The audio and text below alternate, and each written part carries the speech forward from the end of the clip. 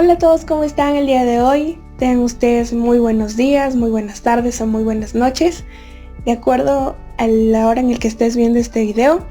El día de hoy vamos a tratar acerca del marco conceptual para la información financiera o el marco conceptual de las NIF. En primer lugar, quiero empezar diciendo que el marco conceptual no es una norma internacional de contabilidad y por lo tanto no define las reglas de medición para la información financiera.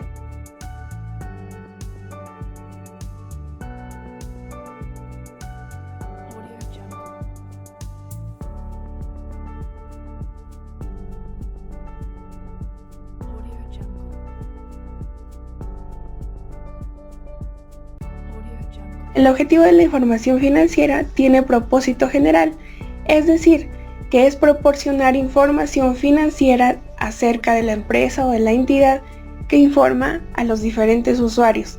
Estos usuarios pueden ser inversores, prestamistas y otros acreedores. Las limitaciones con respecto a los informes financieros con propósito general es que estos informes se basan en estimaciones, juicios y modelos en lugar de representaciones exactas. Es decir, que la información financiera ideal es improbable que se alcance en su totalidad. Ahora veamos la información que suministra la información financiera. En cuanto a los recursos económicos y derechos de los acreedores, la información puede ayudar a los usuarios a identificar las fortalezas y debilidades financieras y a los usuarios a evaluar la liquidez y solvencia de sus necesidades de financiación. Cambios en los recursos y en los derechos de los acreedores. Los cambios de la entidad que informa proceden del rendimiento financiero, el cual informa y ayuda a los usuarios a comprender la rentabilidad que ha producido la empresa. Vamos a ver estos cambios en cuanto al rendimiento financiero reflejado por la contabilidad de acumulación o devengo. Según el Plan Contable General, define textualmente a lo que es la contabilidad de acumulación o devengo y nos dice que es la imputación de ingresos y gastos deberá hacerse en función de la corriente real de bienes y servicios que los mismos representan y con independencia del momento en el que se produzca la corriente monetaria o financiera derivada de ellos. En conclusión, podemos decir que los efectos de las transacciones y otros hechos se reconocen cuando ocurren y no cuando se cobra o se paga el efectivo. Ahora veamos el rendimiento financiero reflejado por flujos de efectivos pasados. La información sobre los flujos de efectivo de una entidad que informa durante un periodo también ayuda a los diferentes usuarios a comprender las operaciones y evaluar sus actividades de inversión y financiación, determinando su liquidez y solvencia e interpretar otra información sobre el rendimiento financiero.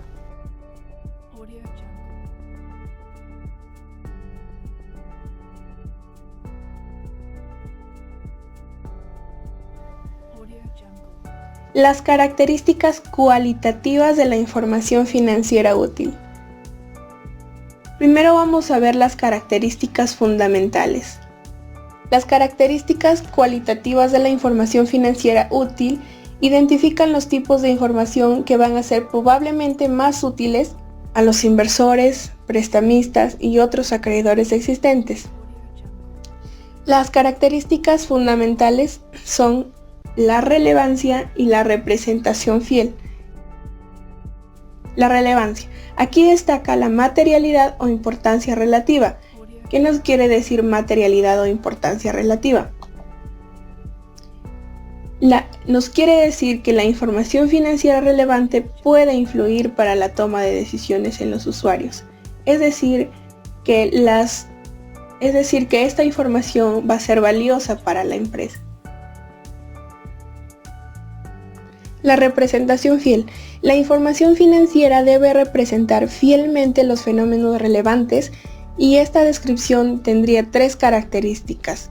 La primera característica es que esta representación fiel debe ser completa, neutral y libre de errores.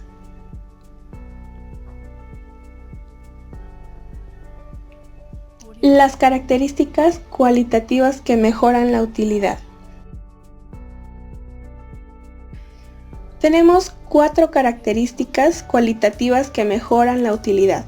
La primera característica es la comparabilidad. La comparabilidad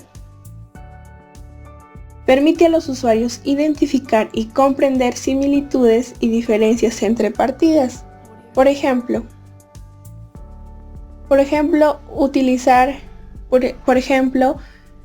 comparar un estado de situación financiera de la misma empresa del año 2016 con el año de la misma empresa con el estado de situación financiera del año 2017.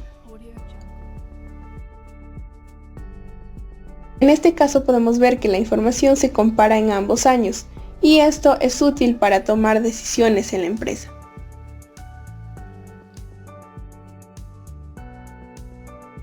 Como segunda característica tenemos la verificabilidad. Ayuda a asegurar a los usuarios que la información representa fielmente los fenómenos económicos.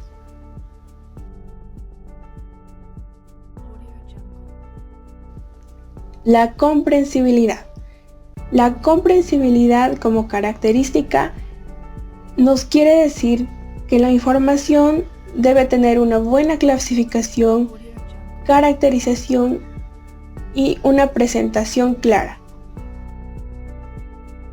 Si cumple con estos requisitos, entonces la información será muy comprensible. La oportunidad. Oportunidad significa tener información disponible a tiempo. ¿Por qué a tiempo? Para que sea capaz de influir en las decisiones de la empresa. Porque ¿de qué valdría si es que yo estoy necesitando una información en estos momentos, pero esta información no está disponible, la información que yo necesito de la empresa no está disponible en estos momentos, sino que se me hace llegar de acá, no sé, tal vez en medio año o un año, pero esta información ya no va a ser oportuna. ¿Por qué? Porque no estuvo disponible en el tiempo en el que se requirió. La restricción del costo de la información financiera útil. El costo es una restricción dominante en la información que puede proporcionarse mediante la información financiera útil. La representación de información financiera impone costos, y es importante que dichos costos se justifiquen mediante los beneficios de presentar información necesaria y de calidad. Si no se proporciona esta, los usuarios incurren en costos adicionales para obtenerla. Las hipótesis fundamentales. Tenemos la hipótesis de negocio en marcha. Esta hipótesis nos dice que los estados financieros se preparan bajo el entendido de que la empresa está en funcionamiento y continuará su actividad dentro del futuro previsible. Los elementos de los estados financieros. Primero vamos a ver los elementos de los estados financieros relacionados con la situación financiera. Tenemos a los activos. Los activos son recursos controlados, es el resultado de sucesos pasados y generan beneficios económicos futuros.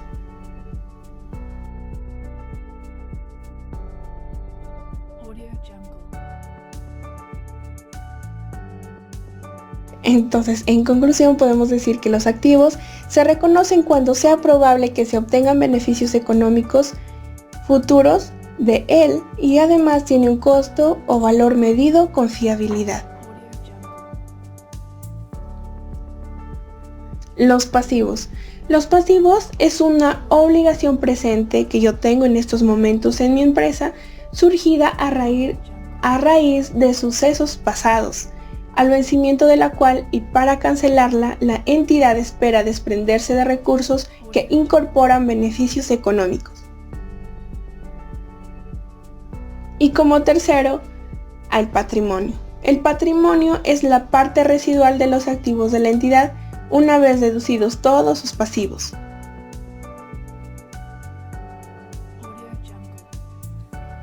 Ahora veamos el rendimiento. El rendimiento. La cifra del resultado es a menudo usada como una medida del rendimiento en la actividad de la entidad, o bien es la base de otras evaluaciones. Los elementos relacionados directamente con la medida de la ganancia son los ingresos y los gastos. Los ingresos son incrementos en los beneficios económicos producidos a lo largo del periodo contable en forma de entradas o incrementos de valor de los activos o como decrementos de los pasivos.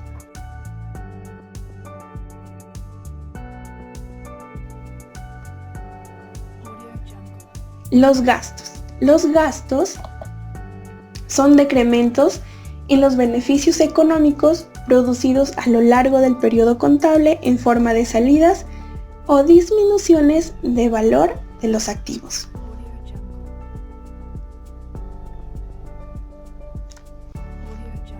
El reconocimiento de los elementos de los estados financieros.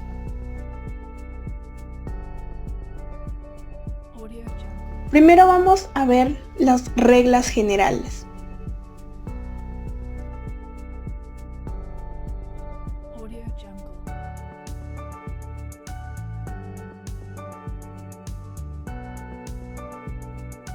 Como primera regla general tenemos a la probabilidad de obtener beneficios económicos,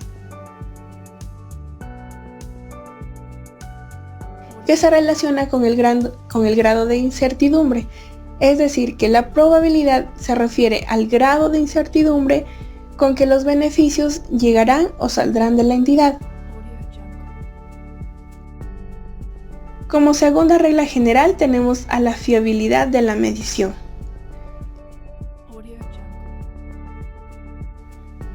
Este segundo criterio se refiere a que la partida, para ser reconocida, debe tener un valor o costo que pueda medirse con fiabilidad.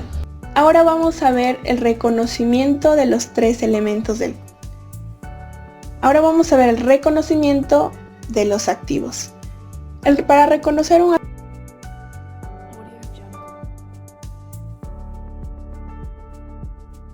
voy a reconocer a un activo si cumple con la primera, generación de beneficios económicos futuros, y que su costo o su valor de dicho activo es medible. El reconocimiento de los pasivos. ¿Cómo reconozco un pasivo? Yo voy a reconocer un pasivo siempre y cuando es probable que la liquidación de una obligación presente se derive de la salida de recursos que lleven incorporados beneficios económicos. El reconocimiento de ingresos.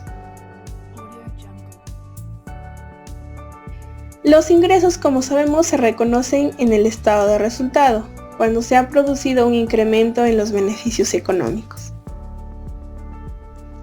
Estos beneficios económicos futuros están relacionados a un incremento neto de activos derivados de una venta de bienes y servicios o un decremento en los pasivos resultante de la renuncia al derecho de cobro por parte del acreedor.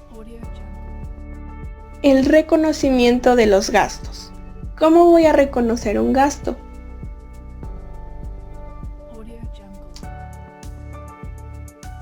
Específicamente, un gasto es la disminución en los beneficios económicos futuros, relacionados con 1. Un decremento de un activo. Aquí, por ejemplo, tenemos la depreciación de los activos, que se va dando en cuanto al paso del tiempo. Por ejemplo, una casa que la compré hoy se va a depreciar año a año conforme yo la vaya usando. Eso es el decremento de un activo y eso sería un gasto. Un gasto también puede ser un incremento de un pasivo, es decir, el devengamiento de un servicio recibido. Por ejemplo, el servicio de luz, el servicio de agua y muchos servicios públicos que existen, ¿no? Ahora veamos la medición de los elementos de los estados financieros. En primer lugar, la medición es el proceso de determinación de los importes monetarios por los que se reconocen y llevan contablemente los elementos de los estados financieros. A continuación vamos a ver las bases o métodos para las bases de medición. Primero tenemos al costo histórico. El costo histórico no es nada más ni nada menos que el costo de adquisición, es decir, que los activos se registran por el importe de efectivo y otras partidas pagadas o por el valor razonable de la contrapartida entregada a cambio en el momento de la adquisición, en el momento de la compra. El costo corriente. El costo corriente, los activos y pasivos se registran por el importe que debería de pagarse o liquidarse en este momento. En cuanto a los activos, el costo corriente, por ejemplo, podría ser el valor de mercado de un bien, y en cuanto a los pasivos, por ejemplo, es el valor de una letra por pagar. El valor presente. El valor presente es aquel que se descuenta las entradas netas de efectivo que se espera que genere la partida en el curso normal de la operación. En cuanto a los activos pasivos, se descuentan las salidas netas de efectivo que se espera que necesite para pagar una deuda. Y por último, el valor realizable, o también llamado de liquidación. El valor realizable es un valor que se obtendría por esa empresa en el caso de que ésta cesase su actividad, vendiese sus activos, saldase sus deudas y repartiese el dinero entre sus accionistas. Esto es el valor realizable o el valor de liquidación.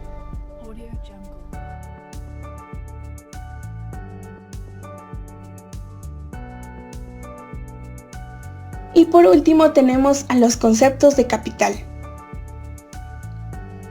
En primer lugar, capital es sinónimo de activos netos o patrimonio de la entidad.